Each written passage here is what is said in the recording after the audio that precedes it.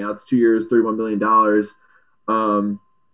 23 of that guaranteed. Uh, I mean, let me just ask. Let me just throw it out there. What do you guys think of the signing? I, I thought it was a steep price. I mean, I get it. Like everyone's still feeding off of that he's J.J. Watt from 5+ years ago, but I think it was a little, not to say what anyone should make or shouldn't make, but I think it was a steep price for sure. I think he helps their defense, yeah, but if you look over the last 5 years, he hasn't even averaged 10 games a season. Like he plays about 8-9 games a year.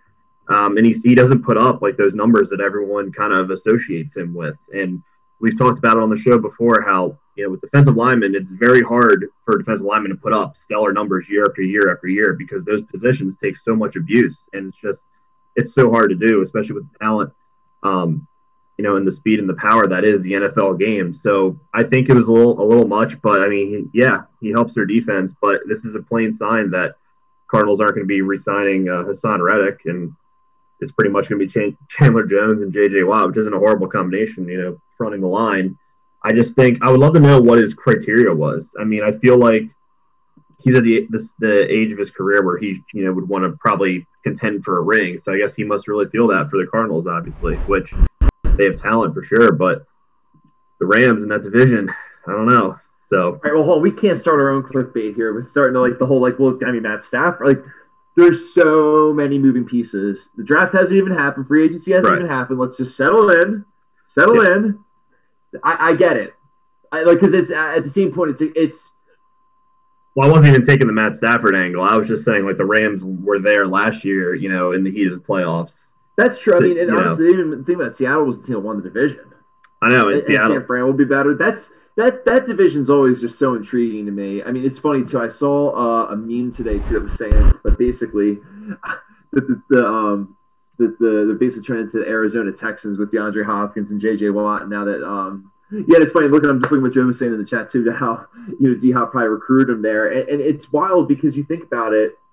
That's a lot of money you're paying both those guys, right? It has to be. Yeah, it is. I mean, for sure. I mean, I guess one thing to look at is it's credit to him for going to a team that's in the heat of a tough division. He could have took the easy way out and took less money and gone to Tampa Bay. He could have gone, to the other teams that are right there on the cusp for the Chiefs or things like that. So give him a lot of credit for that for sure. But yeah, I'm sure DeAndre Hopkins had his hand, was sweet talking him a little bit. So, kind of what I think. Well, two things I think from the Cardinals' perspective. I think it's terrible. Straight up, I just think it's terrible. I think they paid a lot of money for as a guy that Zach mentioned has not played a lot in the past couple of years. And if there's anything I can tell you as an Eagles fan, injuries get worse with age, not better. So you really can't convince me into that thinking that he's going to play a lot more than what he's averaged the past couple of years. And what he's done the past couple of years not warrant the money that he got paid today. So I think it was a bad deal from their perspective. But I think from JJ's perspective, obviously he did great with the money. But I also think just the way that guy has gone about his whole career and following him as just a natural fan that I am, I think he's a competitor in the sense of more than just the normal athlete.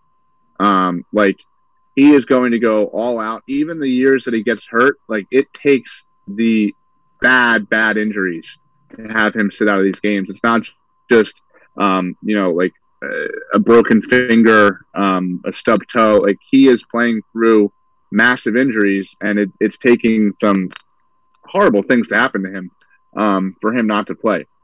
So I see this more as he knows the Cardinals are going to be good. He doesn't know that they're going to be, a Super Bowl contender, but he knows they're going to be good. Well, he's going to go try to be. They're 8-8 last year, and that he's going to make them 10-6 or 11-5. And here we go.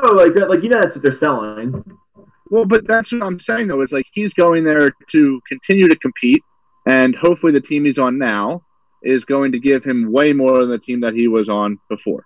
So he's not doing the old fashioned go get a ring like we see in the NBA, and I know Zach hates a lot. But he's kind of mixing the two. Let's go play for somebody that's supposed to be pretty good next year, and also try to keep my competitive edge going, not just joining the best team in the league.